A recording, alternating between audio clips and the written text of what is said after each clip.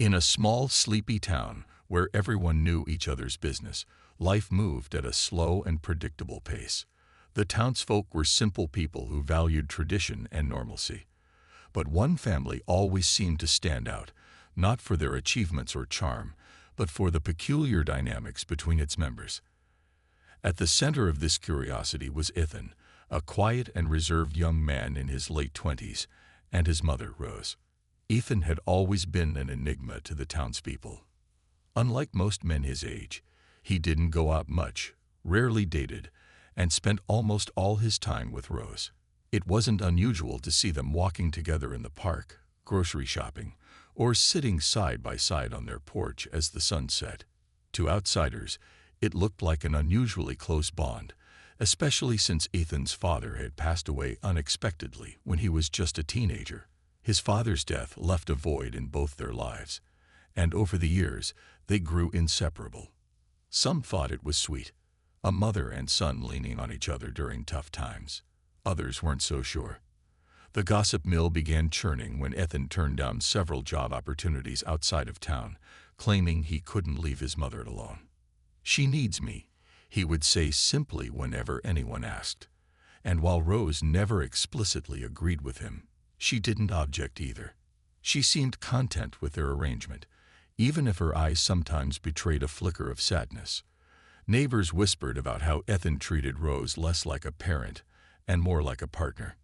He cooked meals for her, planned outings, and even celebrated anniversaries of significant dates in their lives.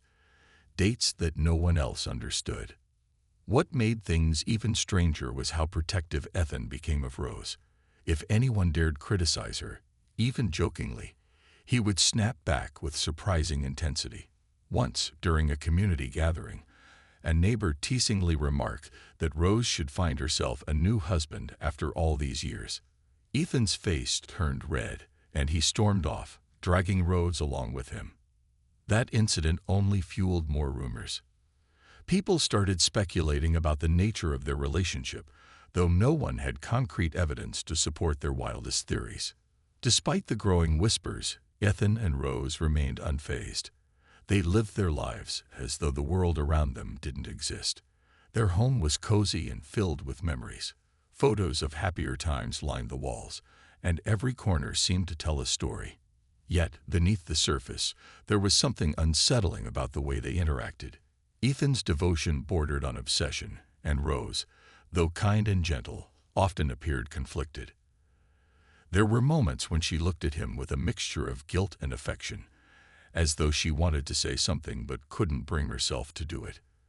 As the months went by, the townspeople grew accustomed to their odd behavior, or at least pretended to. But little did they know, something far more shocking was brewing behind closed doors. Ethan had begun talking to Rose about taking their relationship to the next level. At first, she dismissed his words as nonsense, thinking he was just speaking out of emotion. But as he persisted, she realized he was serious. What happened next would leave the entire town reeling and change their lives forever. Ethan's announcement came on an ordinary Tuesday morning, but its impact was anything but ordinary. He walked into the local cafe, where many of the townsfolk gathered daily for coffee and gossip. The room fell silent as he cleared his throat, his face pale but determined.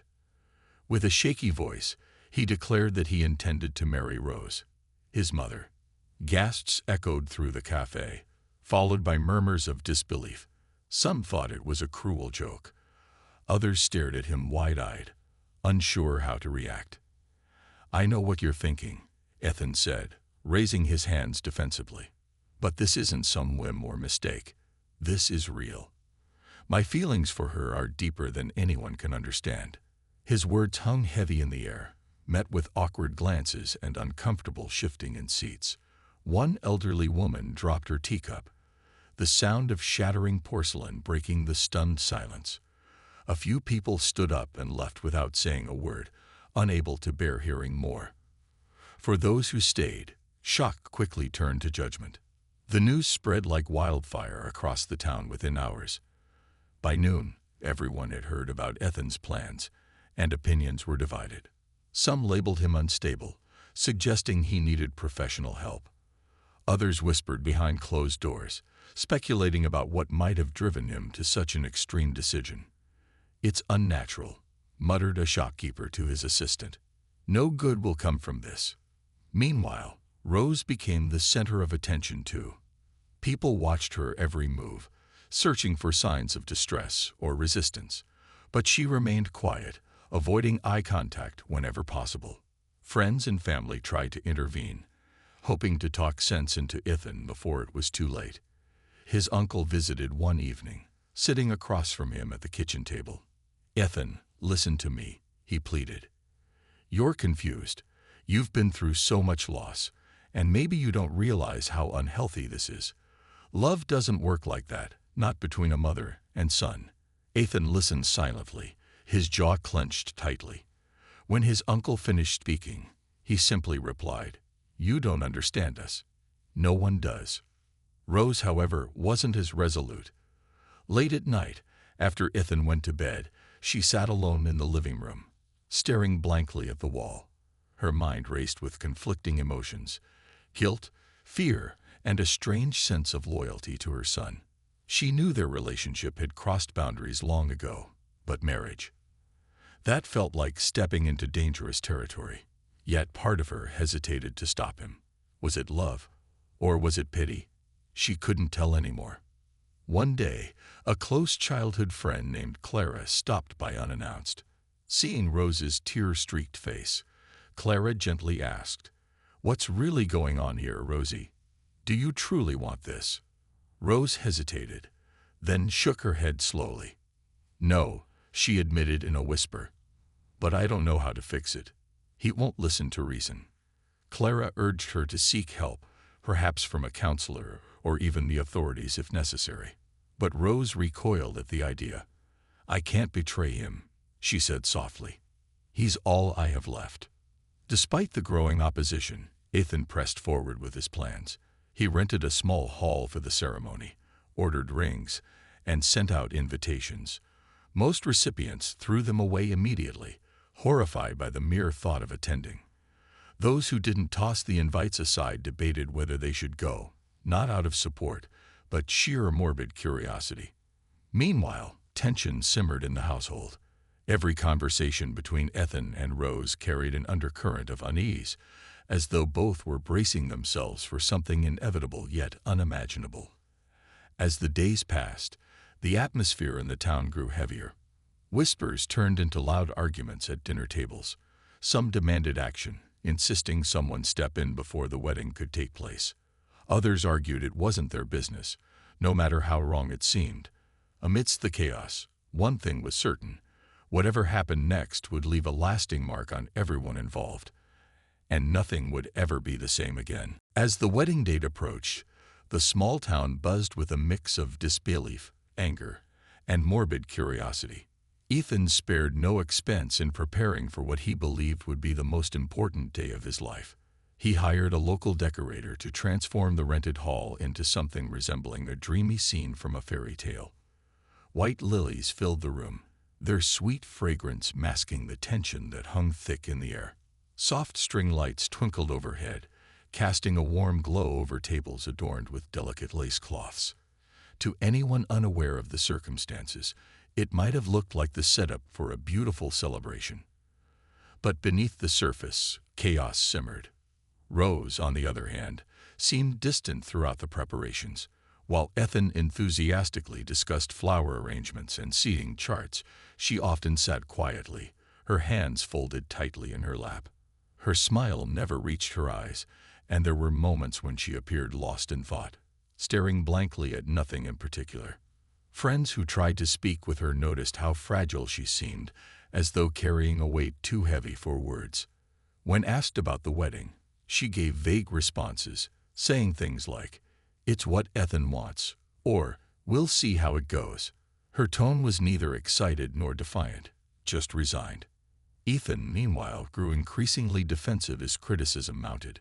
Neighbors avoided him on the streets, and shopkeepers exchanged uneasy glances whenever he entered their stores. At first, he tried to ignore the whispers, but they soon became impossible to escape.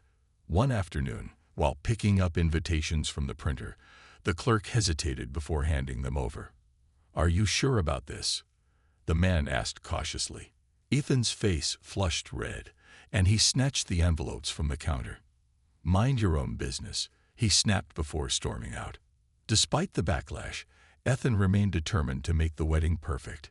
He even invited a local pastor to officiate the ceremony, though the man politely declined after learning the details. Undeterred, Ethan found someone willing to step in, an elderly retired minister who claimed he didn't judge others' choices. This decision only added fuel to the fire. Rumors swirled that the minister had questionable ethics, further tarnishing the already controversial event. The guest list shrank dramatically as invites were ignored or rejected outright. Only a handful of people confirmed their attendance, most of them out of morbid fascination rather than support. Even Clara, Rose's childhood friend, reluctantly agreed to come, hoping to intervene if things spiraled out of control. She couldn't shake the feeling that something was deeply wrong and feared for Rose's safety. On the eve of the wedding, tensions reached a breaking point. Anonymous letters began circulating among those planning to attend, accusing Ethan and Rose of hiding dark secrets. The letters hinted at manipulation, abuse, and lies, though none provided concrete evidence. Still, the accusation sent shockwaves through the community. People debated whether to pull out entirely, while others doubled down on their decision to go, convinced they'd witnessed something unforgettable. That night, Ethan confronted Rose in the dimly lit living room. His voice trembled with frustration as he demanded answers. "Why are you acting like this? Why won't you stand by me?" he asked, his eyes searching hers for reassurance. Rose hesitated, her lips quivering as tears welled up. Finally, she whispered, "Tomorrow will change everything." Her cryptic response left Ethan unsettled, but he brushed it off, convincing himself she was just nervous about the big day. As they prepared for bed, the house felt eerily quiet, save for the occasional creak of the floorboards. Outside, the wind rustled through the trees, carrying with it an unspoken sense of foreboding. Neither Ethan nor Rose slept well that night. Both lay awake, their minds racing with thoughts of what awaited them in the morning. For Ethan, it was a vision of happiness and unity. For Rose, it was dread, and the gnawing suspicion that tomorrow's events would unravel far more than either of them could anticipate. The night before the wedding was one of restless uncertainty, not just for Ethan and Rose, but for everyone connected to them. The anonymous letters had spread like wildfire, finding their way into the hands of nearly every guest who had planned to attend. Written in shaky handwriting, the accusations were vague yet chilling. "You don't know the truth," one read. Another warned, "This marriage is built on lies." Though no names were mentioned, it was clear they referred to Ethan and Rose. The letters didn't provide specifics, but they planted seeds of doubt so potent that even the most curious attendees began questioning their decision to show up. Ethan, unaware of the letters at first, sensed something was wrong when his phone started buzzing incessantly late into the evening. Friends, few as they were, called to ask if the rumors were true. Some demanded explanations, others hung up without saying a word. When he finally saw a copy of one of the letters slipped under their front door, his face turned pale with anger. Clutching the crumpled paper, he stormed into the living room where Rose sat staring blankly at the wall. "What is this?" he demanded, his voice sharp and trembling. "Who's doing this? Who's trying to ruin everything?" Rose flinched at his tone, but didn't look away. For a moment, she seemed frozen, her fingers gripping the edge of her chair tightly. Then, in a quiet voice, she said, "Maybe they're right, Ethan. Maybe we shouldn't do this." Her words hit him like a punch to the gut. He stared at her, disbelief etched across his face. "You can't mean that," he whispered, his voice breaking. "After everything we've been through, how can you say that now?" Tears spilled down Rose's cheeks as she struggled to find the right words. She wanted to tell him the truth, that she'd been carrying a secret too heavy to bear, but fear held her back. Instead, she murmured, "Tomorrow will change everything." It was the same cryptic phrase she used earlier, leaving Ethan more confused than ever. He pressed her for answers, his frustration boiling over, but Rose only shook her head, unable to explain further. Exhausted and overwhelmed, they eventually retreated to separate corners of the house, neither finding peace nor sleep. As the hours ticked by, the town itself seemed alive with unease. Streetlights flickered against the dark sky, casting long shadows over empty sidewalks. Neighbors peeked through curtains, whispering about what might happen the next day. Clara, Rose's childhood friend, paced her living room, torn between loyalty and concern. She knew she couldn't let Rose walk into this alone, yet the thought of attending the wedding filled her with dread. Finally, she decided she would go, not to celebrate but to protect her friend if things went awry. Back at Ethan and Rose's home, the atmosphere was suffocating. Every creak of the floorboard sounded louder than usual. Every rustle of leaves outside felt ominous. Ethan lay awake, replaying Rose's cryptic warning in his mind. What did she mean? Was someone planning to stop the wedding? Or was there something she wasn't telling him? His thoughts spiraled until exhaustion finally pulled him into a fitful sleep. Rose, however, remained wide awake. Sitting by the window, she watched the moonlight dance on the surface of the nearby lake. Her heart ached with guilt and fear. Tomorrow would be the hardest day of her life, she realized. No matter what happened, nothing would ever be the same again. As dawn began to break, painting the horizon with streaks of orange and pink, she made a silent promise to herself. Whatever truths came to light, she would face them head-on, for better or worse. Outside, the world stirred slowly to life, oblivious to the storm brewing within the walls of Ethan and Rose's home. The stage was set, the players ready, and the clock ticking toward a revelation that would leave no one untouched. The morning of the wedding dawned with an eerie stillness, as though the world itself was holding its breath. The sun rose gently, casting golden light over the quiet town, but the usual sounds of birds chirping and children laughing were absent. Instead, there was a heavy silence, broken only by the occasional crunch of gravel underfoot as a few hesitant guests made their way to the venue. The hall, decorated with pristine white lilies and twinkling fairy lights, stood in stark contrast to the tension that filled the air. Everything looked perfect on the surface, but beneath it all, unease simmered like a storm waiting to break. Ethan arrived early, dressed in a sharp black suit that made him look older than his years. His hands trembled slightly as he adjusted his tie, glancing around the room to ensure every detail was in place. He tried to smile at the handful of guests who had shown up, but his expression faltered under their curious, and sometimes judgmental, stares. Most people avoided meeting his eyes, whispering behind cupped hands or exchanging uneasy glances. Ethan ignored them, focusing instead on the altar where he would soon stand with Rose. This was his moment, he told himself. Nothing could ruin it. Rose's arrival sent a ripple through the room. She stepped out of the car slowly, her gown flowing gracefully around her. It was a simple yet elegant dress, its ivory fabric glowing softly in the morning light. But what caught everyone's attention wasn't the beauty of the gown. It was Rose herself. Her face was pale, her lips pressed into a thin line, and her eyes shimmered with unshed tears.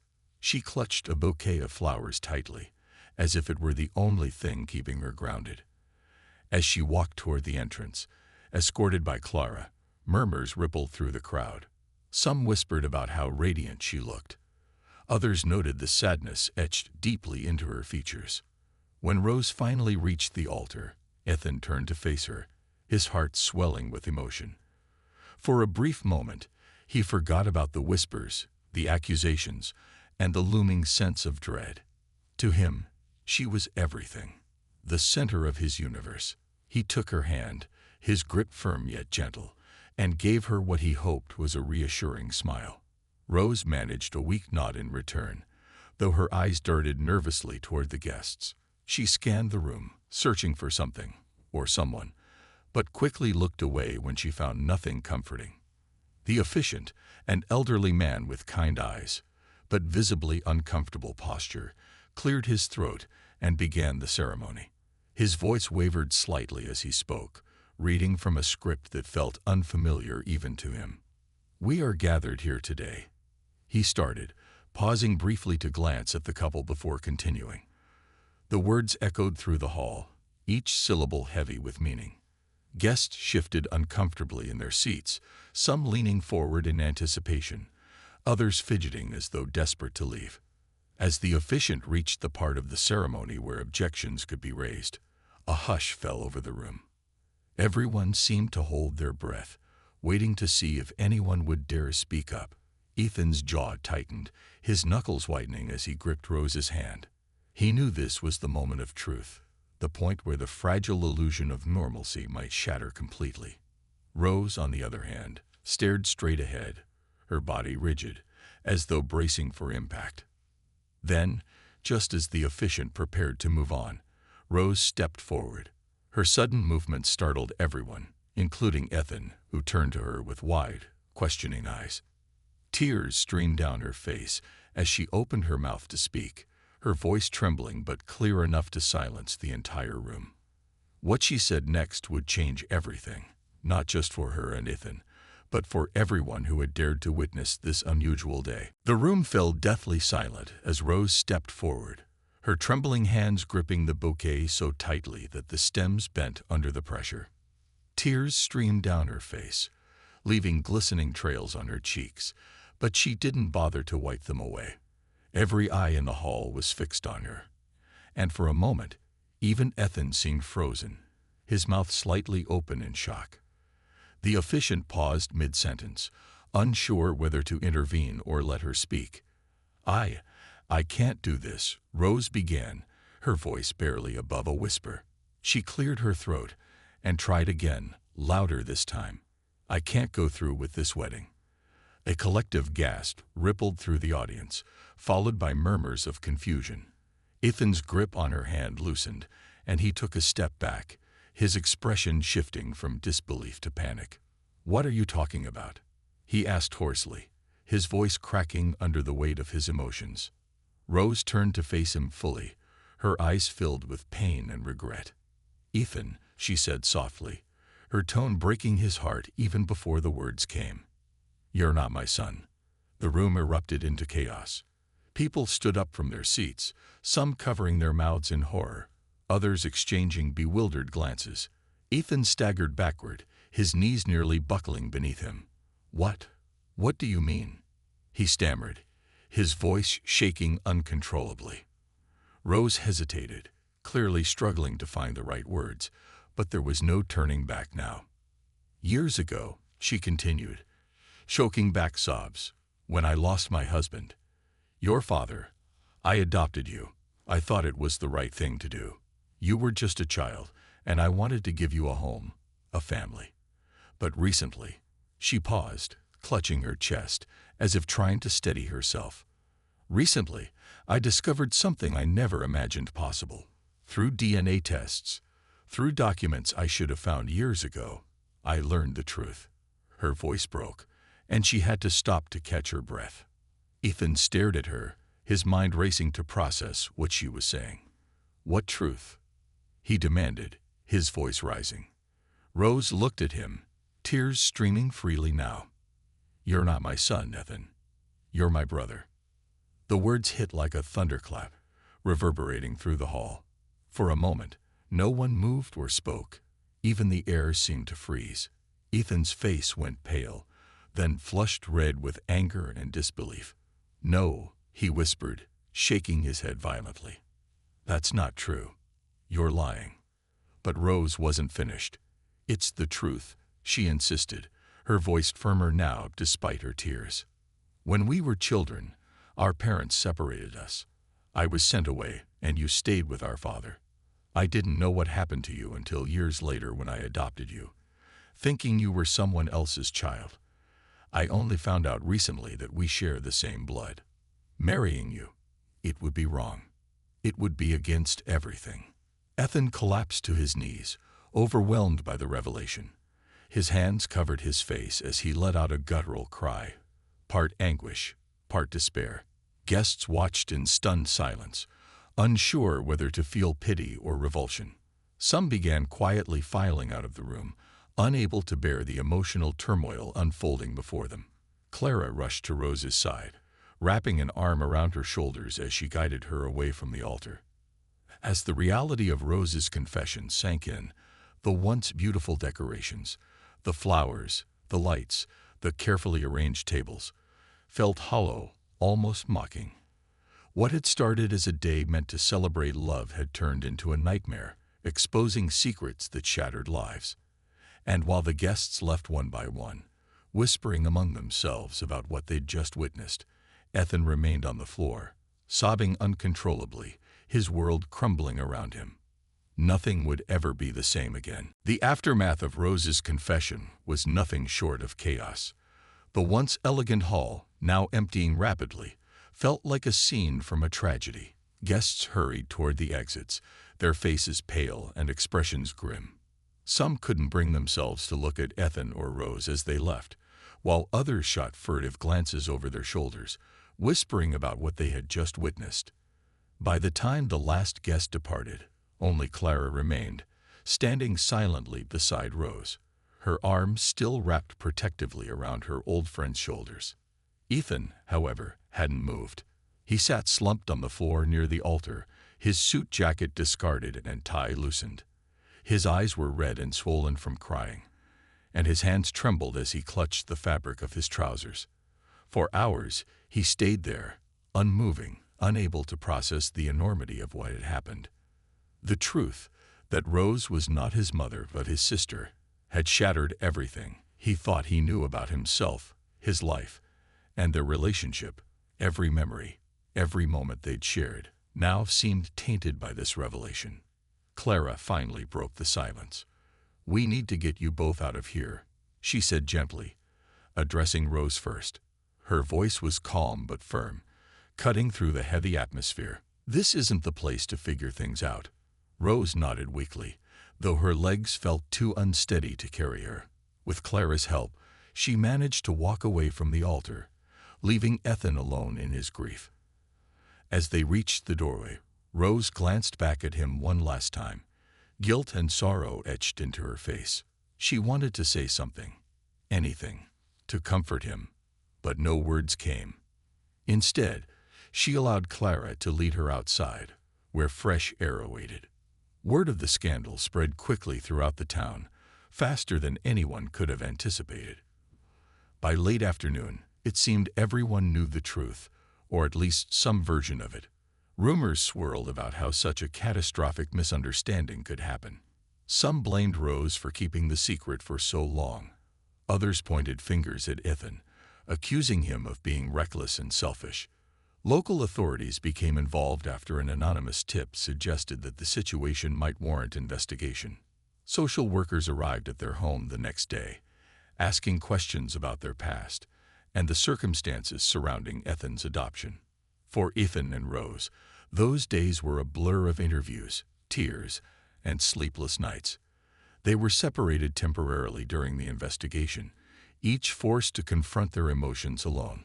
Ethan retreated into himself, refusing to speak to anyone except his therapist, who encouraged him to unpack the tangled web of love, loyalty, and betrayal he'd been living in. It wasn't easy. At times, he lashed out in anger, blaming Rose for hiding the truth. Other times, he sank into deep despair, questioning whether anything in his life had ever been real. Rose, meanwhile, struggled with her own guilt. She replayed every decision she'd made since adopting Ethan, wondering if she could have prevented this disaster. Sitting in her small apartment, a temporary arrangement until the investigation concluded, she stared at old photographs of them together. Each picture carried a bittersweet weight, reminding her of happier times before the truth unraveled everything. Friends like Clara visited occasionally, offering support, but Rose often pushed them away, convinced she didn't deserve kindness. Despite the turmoil, both Ethan and Rose began attending therapy sessions separately, hoping to untangle the complex emotions binding them. Their counselor emphasized the importance of rebuilding their relationship, not as lovers or parent and child, but as siblings navigating an unimaginable reality. It was slow, painful work, There were moments when Ethan refused to even look at Rose, consumed by anger and confusion. But slowly, ever so slowly, cracks of understanding began to form between them. In public, the scandal lingered for weeks, becoming the centerpiece of gossip at cafes, grocery stores, and parks. People dissected every detail, speculating about what would happen next. Would Ethan leave town? Could Rose forgive herself? Eventually, though, the chatter died down, replaced by newer scandals and distractions.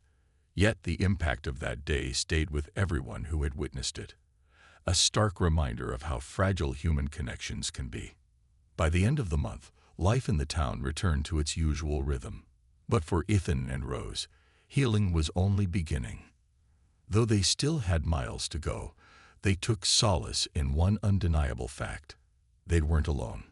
Together, they vowed to face whatever came next, determined to find peace amidst the wreckage of their shattered dreams. Months passed, and the once vibrant scandal faded into a quiet memory for most of the townsfolk. Life moved on as it always did. Children returned to playing in the streets. Shopkeepers greeted customers with familiar smiles, and the hum of daily routines filled the air. But for Ethan and Rose, the journey toward healing was far from over. It was slow, painful, and often frustrating, but they both knew there was no other path forward.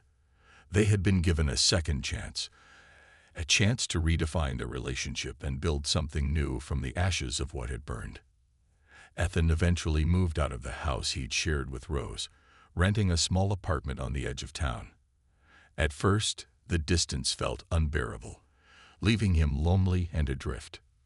But over time, it became a necessary step in reclaiming his independence. He started seeing his therapist regularly, unpacking years of emotions that had driven him to cling so tightly to Rose. Through their sessions, he began to understand how grief, loss, and isolation had shaped his choices. "You loved her because she was your anchor," his therapist explained gently one afternoon. "But love doesn't always mean possession. Sometimes it means letting go." Rose, too, worked tirelessly to rebuild herself.